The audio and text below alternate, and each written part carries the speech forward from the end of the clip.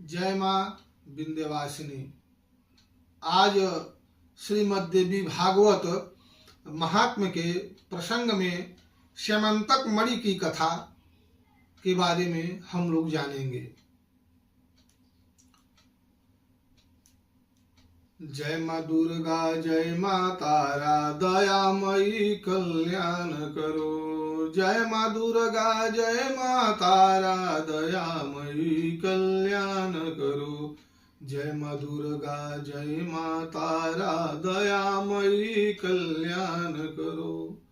घंटाशूलहलानि शंखमुसले चक्रम धनुषायकम् हस्ताब्जैर्दधतिं घनान्तबिलसच्छितांशुतुल्यप्रभां गौरी देहसमुद्भवां त्रिजगता माधारभूतां महा पूर्वामत्र सरस्वती मनुभजे शुम्भादिदैत्यार्दिनीं विन्ध्यस्थां विन्ध्यनिलयां विन्ध्यपर्वतवासिनीं योगिनीं योगमायां त्वां चंडिकां प्रणमाम्यहं। माता विंध्यवासिन्यै नमः। ऋषिरुच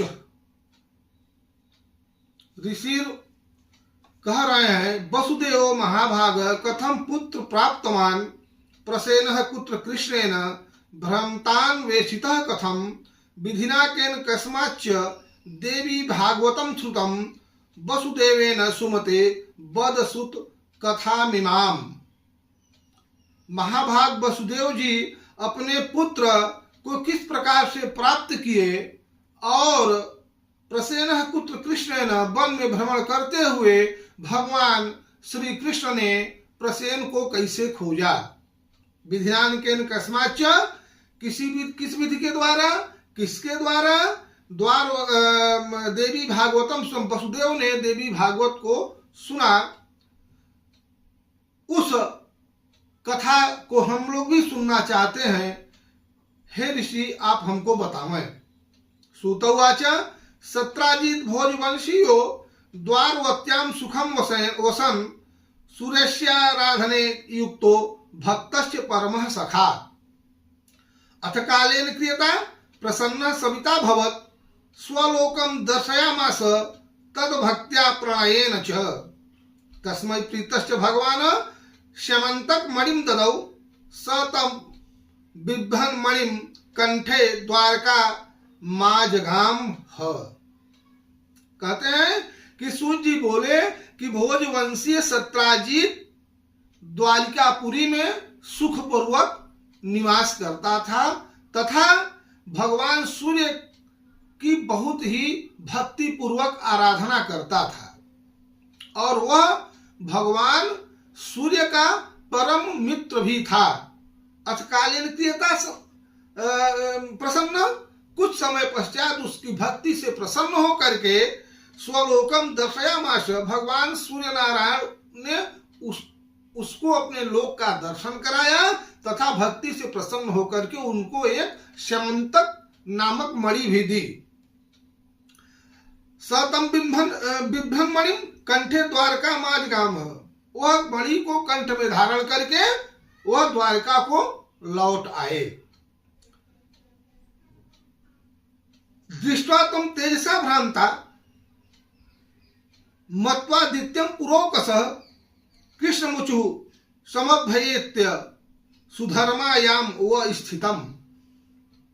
इस आयाति सविता दीद्रि छुस्त्वाम जगतपते श्रुत्वा कृष्णस्तु तदवाचम प्रहस्योवाच संसदी। कहते हैं कि उस मणि के तेज से भ्रमित होकर के द्वारिकावासी लोग भगवान श्री कृष्ण के पास सुधर्मा नामक उनकी जो है सभा में गए और भगवान के पास पहुंचकर उन्होंने कहा कि हे प्रभु, आपसे मिलने स्वयं सूर्य नारायण आ रहे हैं। इस श्रुत्वा कृष्णमस्तु तद्वाचम, भगवान श्री कृष्ण उनके पास वचन को सुन करके प्रहस्योवाच संसदी, हंसने लगे और बोले, सविता नैष भोबाला सत्राजिन मणिना ज्वलन शमंतकेन चायाति भास्वत दत्तेन भास्वता। वह भगवान सूर्य नारायण नहीं है, वह सत्राजीत है और उस मणि के प्रदीप्त से दीप्तवान होता हुआ वह यहाँ पर आ रहा है। अथ विप्रान समाहूय स्वस्ति वाचन पूर्वकम प्रावेशयत समभ्यर्च्य सत्राजीत स्वगृहे मणिम। इसके बाद सत्राजीत ने ब्राह्मणों को बुला करके स्वस्ति वाचन कराया और मणि की विधिवत पूजा करके अपने घर में रख लिया। न तत्र मारी दुर्भिक्षम नोपसर्ग भयम क्वचित यत्रास्ते स मणिर नित्यम अष्टभार सुवर्णतः। जहां पर यह मणि रहती है वहां पर किसी प्रकार की कोई परेशानी नहीं आती, न दरिद्रता आती है और न ही कोई कष्ट या कोई दुर्भिक्ष बीमारी आती है। और इस मणि का एक खास गुण और है कि यह 8 भार सुवर्ण रोज प्रदान करती है। अथ सत्राजितो भ्रात्रा प्रसेनो नाम कहिर्चित कंठे बदध्वा मणिम सद्यो है मारुह सैंधवम। कुछ समय बाद सत्राजीत के भाई प्रसेन उस मणि को धारण करके और सिंधु देशीय अश्व पर सवार होकर के वन में आखेट के लिए गए। मृगयाथम वनम यातस तमद्राक्षिन मृगाधिपः प्रसेनम सहयम हत्वा सिंहो जग्राह स तम मणिम। वहां पर वन में प्रसेन को एक सिंह ने देखा और प्रसेन को मार करके वह मणि को ले लिया। जाम्बवान नृपराक्षोथ नृक्षराजोथ दृष्ट्वा मणिधरम हरिम हत्वा च तम बिलद्वार मणिम जग्राह वीर्यवान। जाम्बवान जो ऋक्षराज थे वह अपनी गुफा के द्वार पर उस सिंह को मणि सहित देखा। सिंह को मार करके जाम्बवान ने उस मणि को ले लिया और सतम मणिम स्वपुत्राय क्रीडनाथ मदात प्रभु अथ चिक्रीड बालोपी मणिम संप्राप्य भास्वरम। उस मणि को जाम्बवान ने अपने पुत्र को खेलने के लिए दे दिया और उस प्रदीप्त मणि को पा करके उनका पुत्र उस मणि से खेलने लगा। प्रसेने नागते चाथ सत्राजित पर्यतप्यत न जाने केन निहत प्रसेनो मणि मिच्छता। प्रसेन को काफी समय तक न लौटने पर उनके भाई सत्राजीत बहुत ही दुखी और परेशान हो गए और सोचने लगे कि मणि के लालच में पता नहीं किसने मेरे भाई को मार करके वह मणि ले लिया। अथलोक मुखोद गिरणा किवदंतिम पुरे भवत कृष्णेन निहतो नूनम प्रसेनो मणि लिप सुना। इसी प्रकार द्वारिकापुर में यह बात फैलने लगी और लोगों के आपस में बातचीत के दौरान पता नहीं कहां से यह किंवदंती उठी कि भगवान कृष्ण ने मणि के लालच बस प्रसेन को मार करके वह मणि ले लिया। सतम सुश्वा कृष्णोपि दुरेशो लिप्त मातमणि मास्टुम ततश्च पदवीम पुरो को भी सहागमत। इसलिए अपने ऊपर लगे इस अपयश को भगवान इस कलंक को धोने के लिए द्वारिकापुर वासियों को लेकर के प्रसेन को खोजने के लिए गत्वा सब विपिने पश्यत प्रसेनम हरिणा तत्हतम ययौ मृगेंद्र मन विष्यन श्रीक बिंध्वत किताध्वना। कहते हैं वन में पहुंचने पर श्री कृष्ण ने सिंह द्वारा मारे गए प्रसेन को देखा। तदनंतर गिरे हुए रक्त को देखते हुए भगवान श्री कृष्ण कुछ और आगे तक गए। अथ कृष्णो हतम सिंह बिलद्वार विलोक्य च उवाच भगवान वाचम कृपया पुरवासिनः। भगवान कृष्ण ने गुफा के द्वार पर देखा कि सिंह मरा हुआ पड़ा है। तब उन्होंने अपने साथ आए हुए द्वारिका वासियों से कहा कि तिष्ठध्वम यूयं त्रैव यावदागमनम मम प्रविशामि बिलम तेतं मणिहारक लब्धये तथेत्युक्त्वा तू ते तस्थुस्तत्रैव द्वारकौकसः जगामान्तर्विलम कृष्णो यत्र जाम्बवतो गृहम। भगवान ने उनसे कहा कि आप लोग यहीं पर हमारा इंतजार कीजिए जब तक कि मैं जो मणि को लेकर गए हैं उनको मणि लेकर के मैं वापस न आ जाऊं। ऐसा कह करके भगवान श्री कृष्ण उस गुफा के अंदर प्रवेश कर गए। इधर द्वारिका वासी जो थे वह गुफा के द्वार पर बैठ करके भगवान का इंतजार करने लगे। भगवान जब उस गुफा में प्रवेश किए तो उसके अंदर जाम्बवान का घर था।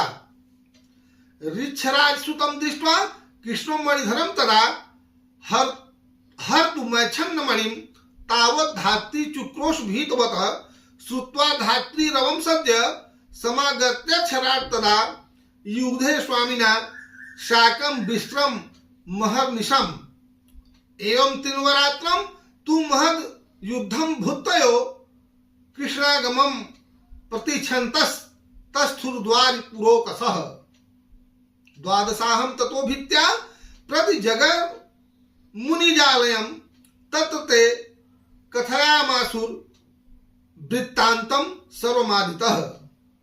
कहते हैं कि भगवान कृष्ण ऐसा कह करके और जो है उस गुफा में प्रवेश कर गए। वहां पर जाकर उन्होंने देखा कि ऋक्षराज सुतम दृष्टवा, ऋक्षराज के जो सुत थे कृष्णो मणिधरम तदा, भगवान ने देखा कि कृष्णराज जाम्बवान के पुत्र ने उस मणि को धारण किया हुआ है। भगवान ने उस मणि को लेना चाहा लेकिन धात्री चुकोश भीतवत, वो जो उनकी धात्री थी जाम्बवान की वह डर के बस तेजी से चिल्लाने लगी। सुत्वा धात्री रोम सद्य, उसकी आवाज को सुन करके समागत्य क्षराट तदा, ऋक्षराज जाम्बवान वहां पर तुरंत आ गए। युधे स्वामिना शाकम विश्रम महर्निशम, और अपने पूर्व स्वामी से युद्ध दिन रात युद्ध करने लगे। एवं तिन्वरात्रम तु महद युद्धम भूतयो कृष्णागमम प्रतीक्षन्तस तस्थुर्द्वार पुरोकसः। 27 दिन तक उन लोगों के बीच भयंकर युद्ध हुआ। इधर द्वारिकावासी द्वादशः ततो भित्त्या प्रति जगर मुनिजालयम तत्र ते कथयामासुर वृत्तांतम सर्वमादितः। 12 दिन तक वहां पर भगवान श्री कृष्ण का उन्होंने गुफा के द्वार पर इंतजार किया। उसके बाद द्वारिकावासी भयभीत होकर के वहां से द्वारिका को लौट आए और सारा वृत्तांत द्वारिका वासियों को बताया। सत्राजितम सपंतस्ते सर्वे शोकाकुला वृषम वसुदेवो महाभागः सुत्वा पुत्रश्च ताम कथाम। अब द्वारिकापुरी के सभी नागरिक यह सुनकर सत्राजीत की भर्त्सना किए और अत्यंत शोक विह्वल हो गए। महाभाग वसुदेव जी अपने पुत्र का समाचार सुनकर परिवार सहित बहुत ही शोकाकुल हो गए और शोक से वो मूर्छित भी हो गए। बार बार सोचने लगे कि अब मेरा कल्याण किस प्रकार से होगा। अथा जगाम भगवान देवर्षि ब्रह्मलोकतः उत्थाय तम प्रणम्यासौ वसुदेवोभ्य पूजयेत्। नारदो नामयं पृष्ट्वा वसुदेवं महामतिं प्रपच्छ च यदुश्रेष्ठं किम चिंतयसि तदवद। उसी समय ब्रह्मलोक से देवर्षि नारद वहां आ गए और वसुदेव जी ने उठकर उनको प्रणाम किया, उनको आसन दिया और उसके बाद देवर्षि नारद जी ने पृष्ठवा वसुदेवम महामतिम, वसुदेव जी से उनका हालचाल पूछने लगे और पूछा कि हे यदुश्रेष्ठ, आप इतना चिंता में क्यों हैं? वसुदेव उवाच पुत्रो में प्रिय कृष्ण प्रसेनान्वेषणाय तु पौरेह साकं वनं गत्वा निहतं तम तदैच्छत। वसुदेव बोले कि मेरा पुत्र श्री कृष्ण प्रसेन को खोजने के लिए द्वारकापुरी नागरिकों के साथ वन में गया था, जहां उसने प्रसेन को मरा हुआ देखा। इसके प्रसेन घात का दृष्टवा बिलद्वारे मृतम हरिम द्वार पौरानिष्ठाप्य बिलांतर गतवान स्वयं। और गुफा के द्वार पर मरे हुए सिंह को देख करके श्री कृष्ण गुफा के अंदर चले गए और बहुत दिन व्यतीत हो चुके हैं, मेरा पुत्र बहुत दिवसायाता न्यात्या यद्यापि मे सुतः अत सोचामि तद्ब्रूहि येन लप्स्ये सुतम मुने। और बहुत दिन हो गए मेरा पुत्र उस गुफा से लौट करके वापस नहीं आया, हे मुनि श्रेष्ठ, इसलिए मैं चिंतित हूँ। कृपया मुझे मेरे पुत्र को प्राप्त करने का कोई उपाय बताओ। नारद उवाच पुत्र प्राप्त यदुश्रेष्ठ देवी आराधयाम्बिकां तस्या आराधनेनैव सद्य श्रेयो ह्य वाप्यसत्। कहते हैं कि हे यदुश्रेष्ठ, आप पुत्र की प्राप्ति के लिए माता अंबिका देवी का आराधना कीजिए। नारद जी ने वसुदेव जी से कहा कि आप पुत्र को शीघ्र प्राप्ति के लिए माता अंबिका की आराधना कीजिए। वसुदेव उवाच, वसुदेव जी कहते हैं भगवान काहिसा देवी की प्रभाव महेश्वरी। कहते हैं कि हे नारद जी, वो कौन सी देवी हैं, उनका क्या प्रभाव है और उनकी आराधना कैसे की जाती है, यह आप हमको बताएं। नारद उवाच, नारद जी कहते हैं वसुदेव महाभाग श्रृणु संक्षेपतो मम देव्या महात्म्य तुलम को वक्तुम विस्तराक्षम।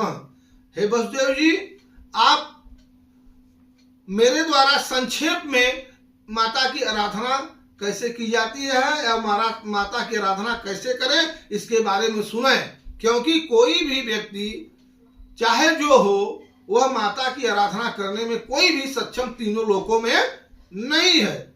यासा भगवती नित्या सच्चिदानंद रूपिणी परात् परतरा देवी यया व्याप्त मिदम जगत। कहते हैं कि जो भगवती शाश्वत सच्चिदानंद स्वरूपा हैं, परात् परतरा देवी हैं, जिनके द्वारा यह जगत व्याप्त है। यदा राधनतो ब्रह्मा सृजतिदं चराचरम याम च स्तुत्वा विनुर्मुक्तो मधुकैटभ जात भयात। जिनके आराधना से ब्रह्मा जी सृष्टि की रचना करते हैं और जिनके आराधना से भगवान विष्णु ने मधुकैटभ नामक जो है राक्षसों का वध किया। विष्णु यत् कृपा विश्वम बिभर्ति भगवान इदम रुद्र संहरते यस्याह कृपया पांक निरीक्षणात्। और जिनकी कृपा पा करके भगवान विष्णु सृष्टि का पालन पोषण करते हैं तथा भगवान शंकर जिनकी कृपा से ही इस सृष्टि का संहार करते हैं, वे ही मुक्ति प्रदान करने वाली परम विद्या स्वरूपा हैं। वे ही समस्त ईश्वरों की ईश्वरी हैं। नवरात्र विधानेन संपूज्य जगदम्बिकाम नवाहो ही पुराणम च देव्या भागवतम सुनु।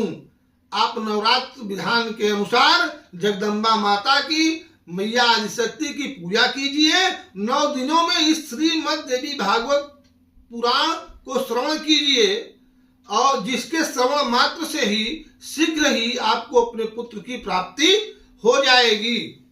इस पुराण का पाठ तथा श्रवण करने वाले मनुष्यों से भोग एवं मोक्ष दूर नहीं रहते। इत्युक्तो नारदेवासो वसुदेव प्रणम्य तम उवाच परया प्रीत्या नारदम मुनि सत्तमम। नारद जी ऐसा कहने पर वे वसुदेव जी मुनि श्रेष्ठ नारद को प्रणाम करके अत्यंत प्रेम पूर्वक कहने लगे।